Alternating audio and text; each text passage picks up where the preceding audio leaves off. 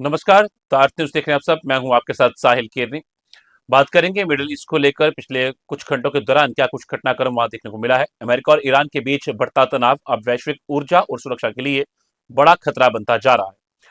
Hormuz strait, जहां से दुनिया का करीब 20% तेल गुजरता है, इस समय सैन्य टकराव के केंद्र में है। डोनाल्ड ट्रंप के आदेश पर अमेरिका ने ईरानी बंदरगाहों की नाकाबंदी शुरू कर दी है, लेकिन इसी बीच रिच स्टारी नामक एक चीनी टैंकर इस नाकेबंदी को चुनौती देते हुए पार निकल गया। इस घटनाक्रम ने यह साफ कर दिया है कि वैश्विक शक्तियां अब खुलकर आमने सामने हैं। दूसरी ओर ईरान ने 5 साल तक परमाणु कार्यक्रम रोकने का प्रस्ताव दिया, लेकिन अमेरिका 20 साल की शर्त पर अड़ा रहा। बातचीत विफल होने के बाद हालत और बिगड़ गए। रूस ने बीच बचाव करते हुए ईरान का संवर्धित यूरेनियम अपने पास रखने का प्रस्ताव दिया है, जो संकट को कम करने का एक बड़ा कूटनीतिक विकल्प बन सकता है। तेल की कीमतें $100 पार, एशिया को अरबों डॉलर का नुकसान और युद्ध का खतरा, ये सभी संकेत बता रहे हैं कि ये सिर्फ क्षेत्रीय नहीं बल्कि वैश्विक संकट बन चुका है। तो ग्राफिक्स के माध्यम से समझेंगे कुछ अहम बातें जो पिछले कुछ घंटों के दौरान वहां पर देखने को मिली हैं। हॉर्मुज टकराव। अमेरिका ने हॉर्मुज में 15 से ज्यादा युद्धपोत तैनात कर समुद्री नाकाबंदी लागू की है। नाकाबंदी के बावजूद चीनी टैंकर रिच स्टारी सफलतापूर्वक स्ट्रेट पार कर बाहर निकला।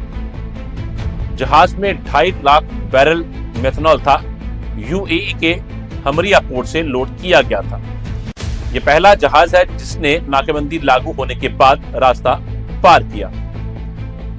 अमेरिका ने केवल ईरानी जहाजों को रोकने की बात कही, अन्य को अनुमति दी गई।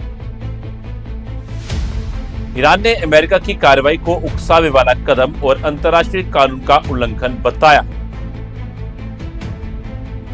परमाणु वार्ता में ईरान ने 5 साल संवर्धन रोकने का प्रस्ताव रखा। अमेरिका 20 साल तक यूरेनियम संवर्धन बंद रखने की मांग पर अड़ा रहा। इस मतभेद के कारण पाकिस्तान में हुई बातचीत बिना समझौते के खत्म हुई थी। ट्रंप ने ईरानी प्रस्ताव का खारिज कर सैन्य दबाव बढ़ाने का आदेश दिया। रूस ने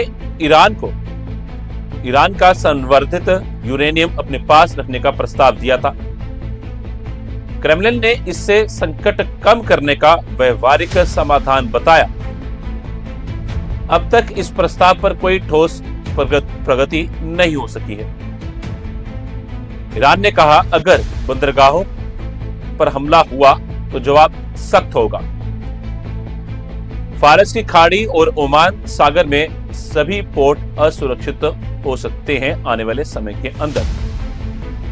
ईरान ने भारत के जहाजों को सुरक्षित निकालने का भरोसा दिया। भारत और ईरान के बीच इस मुद्दे पर बातचीत जारी। तेल की कीमतें $100 प्रति बैरल के ऊपर पहुंच गई हैं। ब्रेंट क्रूड में फरवरी से अब तक करीब 50% उछाल आया है। यूरोपियन यूनियन ने कंपनियों को राहत देने के लिए सब्सिडी बढ़ाने की योजना बनाई। ऊर्जा संकट के कारण बिजली और खाद्य लागत में भारी बढ़ोतरी देखने को मिल रही है। एशियाई प्रांत क्षेत्र को 97 से $299 अरब नुकसान का अनुमान बताया गया। वैश्विक स्तर पर 3.2 करोड़ लोगों की गरीबी में जाने का खतरा है। एशिया सबसे बड़ा मैन्युफैक्चरिंग हब होने से असर ज्यादा गंभीर हो सकता है।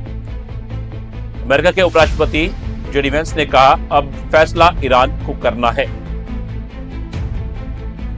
अमेरिका ने सैन्य कार्रवाई फिलहाल टालकर कूटनीति का रास्ता खुला रखा है। न्यूयॉर्क में युद्ध विरोधी प्रदर्शन, 90 लोग गिरफ्तार किए गए हैं। यूएस वॉइस फॉर पीस के कार्यकर्ता भी प्रदर्शन में शामिल थे। प्रदर्शनकारियों में ट्रैफिक रोककर विरोध दर्ज कराया था। पुलिस ने कार्रवाई कर सभी को हिरासत में ले लिया। लेबनान की बात करें तो लेबनान में इजराइल ने सरकारी अस्पताल पर बमबारी की है। हमले में भारी नुकसान और कई लोगों के हताहत होने की खबर भी सामने आई है। लेबनान मंत्री ने बातचीत को हमले रोकने की शुरुआती पहल बताया। इजराइल लेबनान वार्ता वाशिंगटन में आयोजित हो रही है। अमेरिकी विदेश मंत्री भी इस बैठक में शामिल होंगे। Marco Rubio.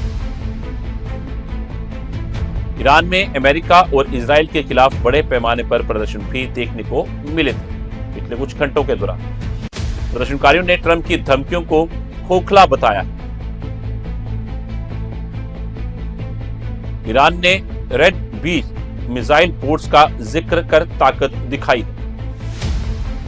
तेज गति वाली ये बोट्स दुश्मन को घेरने में सक्षम बताई गई। अमेरिका ने कहा नाकेबंदी ऊर्जा सप्लाई सुरक्षित रखने के लिए जरूरी। कई यूरोपीय देशों ने नाकाबंदी में शामिल होने से इनकार किया। अंतर्राष्ट्रीय समर्थन की कमी से अमेरिका पर दबाव पड़ा है। हॉर्मुज स्ट्रेट वैश्विक तेल सप्लाई का अहम रास्ता है। यह तनाव बढ़ने से पूरी दुनिया प्रभावित होती है। अमेरिका ने 15 प्लस युद्धपोतों के साथ विमान वाहक पोत भी तैनात किया। यूएसएस अब्राहम लिंकन इस ऑपरेशन का प्रमुख हिस्सा है। ईरान ने कहा यह युद्ध का खुला निमंत्रण है। पाकिस्तान ने दूसरी वार्ता की मेजबानी का प्रस्ताव दिया है। अगले दौर की बातचीत जल्द होने की उम्मीद जताई गई। वार्ता के संभावित स्थान इस्लामाबाद या जिनेवा बताए गए। दोनों देशों के बीच संवाद के दरवाजे अभी पूरी तरह बंद नहीं। ऊर्जा मंत्री ने तेल कीमतों में और बढ़ोतरी की चेतावनी दी। सप्लाई सामान्य होने में कई हफ्ते लग सकते हैं। दक्षिणी लेबनान में इजरायली सैनिक की मौत, 3 घायल हुए। संघर्ष अब कई मोर्चों पर फैलता दिख रहा है। वैश्विक बाजारों में अनिश्चितता और निवेश में गिरावट। सप्लाई चेन बाधित होने से उद्योगों पर असर। साउथ कोरिया ने वैकल्पिक सप्लाई चेन विकसित करने पर भी जोर दिया। दुनिया पोस्ट प्लास्टिक इकोनॉमी की ओर बढ़ने की बात कर रही। संकट लंबा खींचने पर वैश्विक मंदी का खतरा बढ़ सकता है। तो कुल मिलाकर हॉर्मुज स्ट्रेट का यह संकट अब सिर्फ अमेरिका और ईरान तक सीमित नहीं रहा, बल्कि पूरी दुनिया इसकी चपेट में आ चुकी है। तेल, व्यापार और सुरक्षा और कूटनीति हर मोर्चे पर असर साफ दिख रहा है। एक तरफ सैन्य ताकत का प्रदर्शन है, तो दूसरी तरफ बातचीत की उम्मीद अभी बाकी है। आने वाले दिनों में यह तय होगा कि दुनिया युद्ध की ओर बढ़ेगी या कूटनीति कोई रास्ता निकालेगी। फिलहाल इतना ही। मुझे दीजिए इजाजत। नमस्कार।